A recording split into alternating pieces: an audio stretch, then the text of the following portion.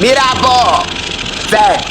Nekuti mota yako yakanaka ungopure paroadblock wakapfeka face cover. Idzo mota dzenyu dzikubva overseas ndo dzikuzadza corona munyika munomu. Une license? Zita rako ndiani? Wait a minute.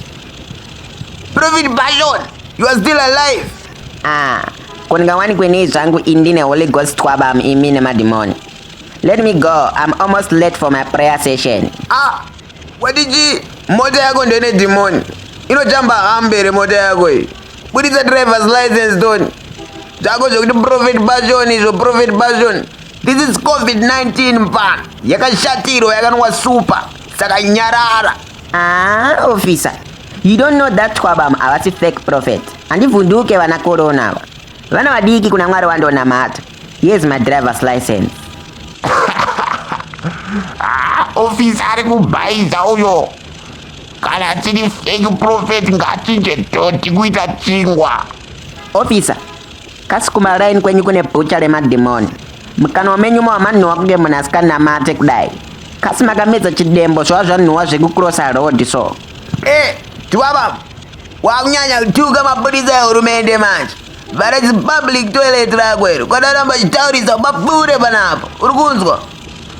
Officer, mpana ndichikira zvandirwadza. Asi kupfura ipapo kana sina kundiratidza kuti asi fake prophet. Yeah, Java.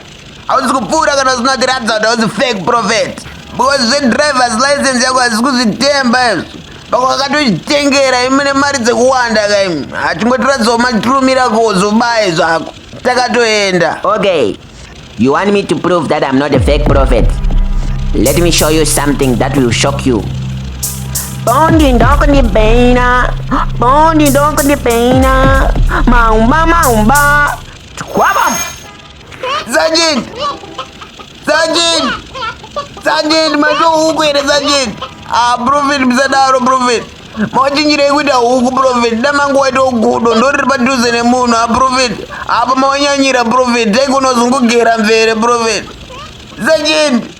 Amayui. Ndakakuudza kudhara kuti twabam asiye 2 cents mukaramba. Onai mumwe chicken slice manje. Aiwa prophet, achipura henyu prophet. Ndatakura drum kwacho. Aiwa achipura hai. Because karamba chitaura munokonozongonichinja kuita mbudzi. Baya henyu prophet. Sergeant huku. Sergeant musapinde musango Sergeant. Kune COVID munotyiwa.